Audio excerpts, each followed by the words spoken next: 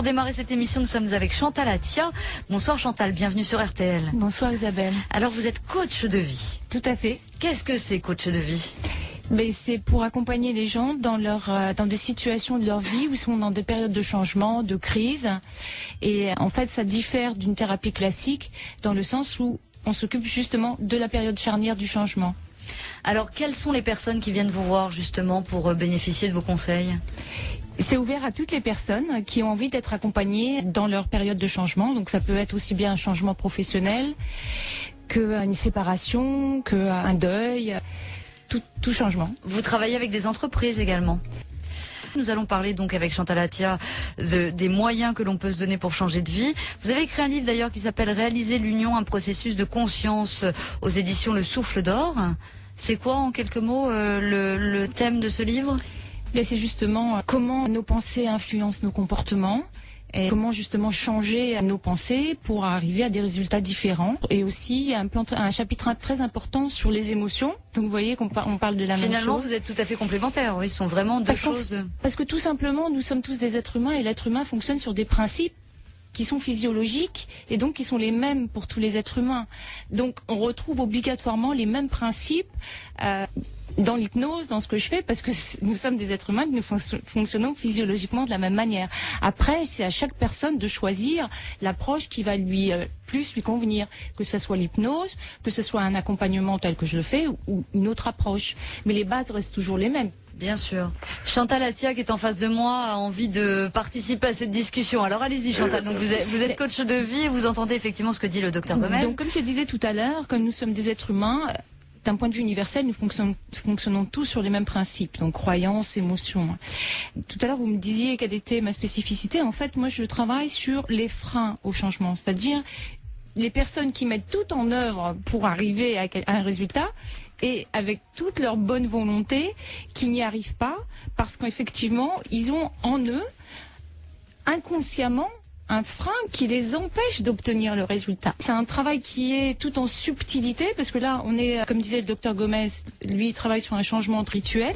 Moi, je ne travaille pas sur des changements de rituel, et quand on parle d'hypnose, on parle aussi d'auto-hypnose. Donc moi, je suis plutôt axée sur l'auto-hypnose, c'est-à-dire l'autoprogrammation, qu'on se fait tout seul. Encore une fois, libre à chacun d'aller vers les approches qui lui conviennent le mieux. Bien sûr. Et je travaille surtout sur, justement, ce qui échappe à notre conscience et qui nous empêche d'avancer. J'ai en tête la consultation d'une femme qui est venue me voir, donc qui avait 50 ans, et qui me dit « j'arrive pas à construire dans ma vie ».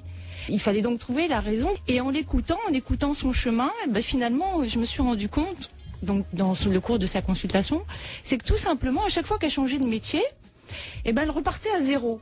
Donc elle pouvait pas construire, puisque elle faisait table rase de tout son acquis. Et elle pouvait envoyer son CV, parce qu'elle avait travaillé dans une entreprise pendant 16 ans, ce qui quand même donne une certaine compétence. Elle pouvait envoyer 150 CV, ça ne pouvait pas fonctionner, parce que dans sa tête, elle repartait à zéro. C'est-à-dire, elle repartait à zéro? En repartant à zéro, elle ne s'appuyait pas sur ses acquis, mais elle s'en rendait pas compte. D'accord. C'est ça l'avantage des consultations que je donne, c'est justement de faire ramener à la conscience ce dont on se rend pas compte et qui nous empêche d'avancer. C'était dans son système de pensée. Donc conclusion, elle n'arrivait pas à valoriser ce qu'elle avait fait, elle n'arrivait pas à voir les atouts de ce qu'elle avait fait, puisque de toutes les manières, dans sa tête, elle faisait table rase du passé. Donc quand elle envoyait ses CV, elle ne pouvait pas avoir un bon résultat, puisqu'elle faisait table rase du passé sans s'appuyer sur ses acquis. C'était inconscient, parce qu'elle voulait absolument, elle adorait le métier qu'elle avait fait pendant 16 ans. En discutant avec elle, je voyais bien qu'elle avait acquis des compétences importantes, d'organisation, de responsabilité, mais comme dans sa tête, elle repartait sans s'en rendre compte, sans le savoir, sinon elle serait pas venue me voir. Comme elle repartait à zéro, donc d'une certaine manière, elle se dévalorisait. Et quoi qu'elle crée à partir de cet état d'esprit, ça ne pouvait pas fonctionner. Voilà, je pense que j'ai dit la formule la plus importante. Quoi que nous créons à partir d'un état d'esprit négatif, ça ne peut pas fonctionner. Quel que soit le domaine. Et on peut avoir un état d'esprit négatif sans même s'en apercevoir, en ayant l'impression d'être très positif. C'est le cas de la plupart des gens qui envoient plein de CV et qui se pensent très positifs, parce qu'ils ne se rendent pas compte qu'en fait, ils sont dans un état d'esprit qui n'est pas positif en fait. Chantal Atia, vous êtes coach de vie, vous avez écrit un livre qui s'appelle Réaliser l'union aux éditions Le Souffle d'Or. Votre travail, c'est donc d'aider les gens à trouver la ressource nécessaire chez eux pour réussir là où ils sont en échec en quelque sorte, ou les aider à opérer des changements. Alors vous étiez pendant le disque en train de nous expliquer tout un tas de choses très intéressantes, notamment que souvent une seule séance suffit, une séance d'1 heure.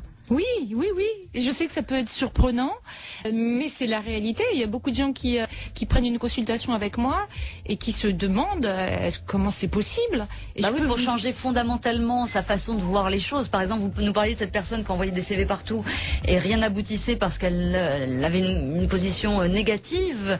Comment en 1 heure est-ce qu'on arrive à changer ça?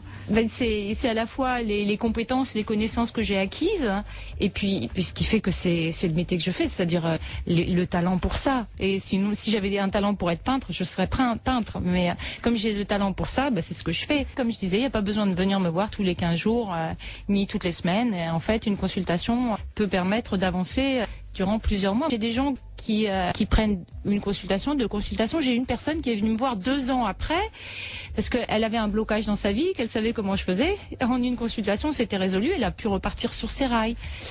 C'est quoi les clés justement en général qu'on peut adapter vraiment au plus grand nombre pour réussir dans un domaine ou dans un autre? Alors, je dirais les principes fondamentaux. Le premier, c'est vraiment qu'est-ce qu'on veut. C'est répondre de manière précise à la question qu'est-ce que je veux, sans aucune censure et en laissant vraiment monter ce qu'on veut vraiment. Pourquoi c'est important? Parce que souvent on a des faux désirs, c'est-à-dire les désirs de notre entourage, des désirs de la société. Donc l'idée, c'est vraiment de définir avant tout qu'est-ce qu'on veut.